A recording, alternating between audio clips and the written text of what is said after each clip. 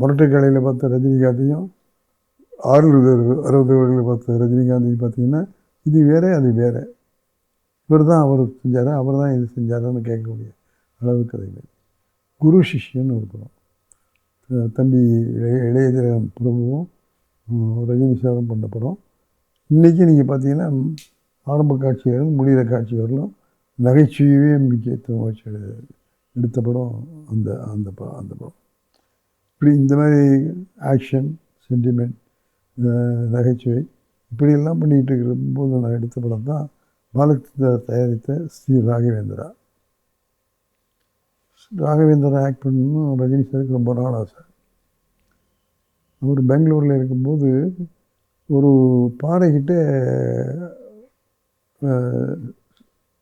ராகவேந்தர் தோன்றி ஆசீர்வாதம் வகிச்சதாகவும் அதனால தான் நான் பெரிய நடிகனாக வந்தேன். ஆகவே அந்த சாமிக்கு நான் நன்றி சொல்கிறதுன்னா அவர் ரோலில் நான் நடிக்கணும் அப்படின்னு என்கிட்ட பல முறை சொல்லியிருக்காரு. நடிப்போம் ரஜினி, கொஞ்சம் வயசாகட்டும், இப்போவே அந்த மாதிரி ஆன்மீக விஷயத்துக்கு போக வேண்டாம், நீ ஆக்ஷனில் இருக்க, இதில் இருக்க, இதில் இருக்க அப்படின்னு சொல்லிகிட்டே வந்தேன். ஒரு நாள் திடீர்னு செட்டுக்கு ரொம்ப சிரிச்சுட்டு ஓடி முத்துராம சார் என்ன ரஜினி என்ன ராகவேந்திரா பண்ணுறதுன்னு முடிவு பண்ணிட்டேன்.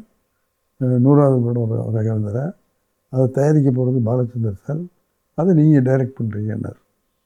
நான் அப்படியே அசந்து போயிட்டேன். என்ன என்ன என்ன என்ன என்ன யோசிக்கிறீங்கன்னாரு. அதுக்கு 3 கொஸ்டின் இருக்குது, நீ 3 கொஸ்டினுக்கு பதில் சொன்னீங்கன்னா யோசிப்போம். என்ன சொல்லுங்கள், நீ கம்ப்ளீட்டாக ஆடியன்ஸ் கைதட்டி விசில் அடித்து ஒன்று வரவேற்கிற மாதிரி கமர்ஷியல் ஹீரோ ஆகிட்டோம். அடுத்து சப்ஜெக்ட் ஆன்மீக சப்ஜெக்ட். உன்னை ஆன்மீகவாதியாக ஒரு சாதுவாக அதை உன்னுடைய ரசிகர்கள் எப்படி ஏற்றுக்க போகிறாங்க அப்படிங்கிறதுல எனக்கு ஒரு சந்தேகம் இருக்குது. நான் எப்பவுமே அவளுக்கு ஜட்ஜ் பண்ணுவேன், இப்படி படம் இப்படி போகணும். பட் இந்த படத்தை பொறுத்தளவு ஜட்ஜ் பண்ண முடியல. அப்புறம் அடுத்து ப்ரொடியூசர் பாலச்சந்தர் சார்னு சொல்கிறேன். ஒருவேளை இந்த படம் ஓடாமல் போயிடுச்சுன்னா அந்த நஷ்டம் பாலச்சந்தர் சாருக்கு வந்துடும். அப்புறம் இன்னொரு முக்கியமான விஷயம், இந்த புராண படங்கள், இந்த ஆன்மீக படங்கள் இதுவரையிலும் நான் பண்ணவே இல்லை. அதை நான் எப்படி பண்ண முடியும், அதுக்கு எனக்கு திறமை இருக்கா அப்படின்னு என்ன நானே கேட்டுக்கிறேன். என் மனச்சாட்சி இருக்கும்போது ஜாக்கிரதையாக